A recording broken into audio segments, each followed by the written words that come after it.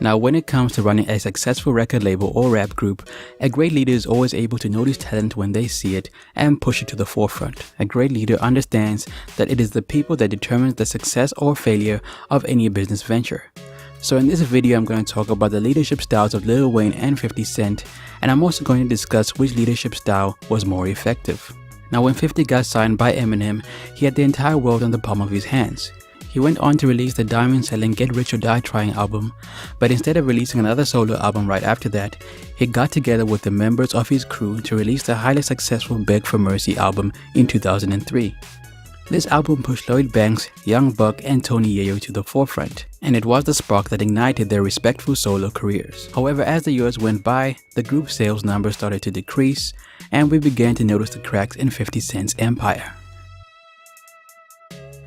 Now, in my opinion, the main reason why the members of G-Unit outside of the game were not able to sustain a long-term career is because they chose to remain in the shadow of 50 Cent. Whenever each member released a solo album, 50 was always on the lead single. He was also heavily involved in the creation of each member's albums, and this made it seem like Lloyd Banks, Yayo, and Buck needed 50 in order to make a hit. Now, do me a favor, after this video ends, watch any G-Unit interview where the entire crew is present. After watching the interview for about 10 minutes, you'll begin to notice some glaring facts. Number 1. 50 does most of the talking, and this doesn't give the public enough time to get to know the other members of the group.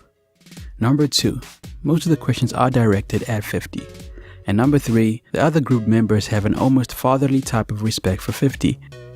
Now take a look at this short clip.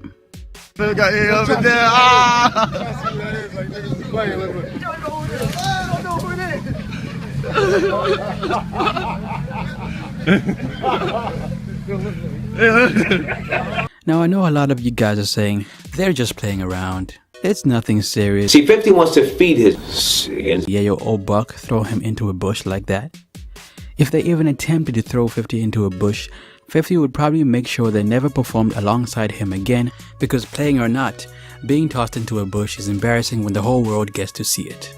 Now, don't get me wrong, 50 did a lot for his crew. When Yayo got out of jail, he had a Bentley and $1 million waiting for him. So I'm by no means saying that 50 did not look out for his crew. All I'm saying is, see, 50 wants to feed his Now, Lil Wayne's leadership style is completely different from 50's. While 50 treated the members of his group like subordinates, Wayne treated his Young Money crew like they were equals. Lil Wayne wasn't too heavily involved in Drake or Nicki's albums. He hardly appeared on the lead single, and from the outside looking in, it appeared as if Young Money was a family. Now, when Lil Wayne was in jail, Drake was about to release Thank Me Later, and in a phone interview, when questioned about Drake and the amount of records Wayne wants Drake to sell, Wayne went on to say that he wants Drake to sell 2 million albums in his first week. Could you imagine 50 Cent saying that he wants Buck, Banks, or Yayo to sell more than him? I personally don't feel like 50's ego could handle being outsold by one of his soldiers, and in my opinion, 50's ego kept the rest of G-Unit from developing as solo artists. Wayne kept his ego in check because he probably realized that if Drake, Nicki, or Tiger win, then he wins too. And this ability to sit back and let his Young Money crew members establish a lane for themselves is probably the reason why Drake, Nicki, and just Drake and Nicki are still huge stars to this day.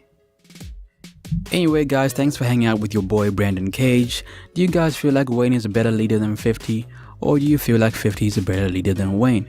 Feel free to leave a comment below, and don't forget to subscribe for more content. Peace!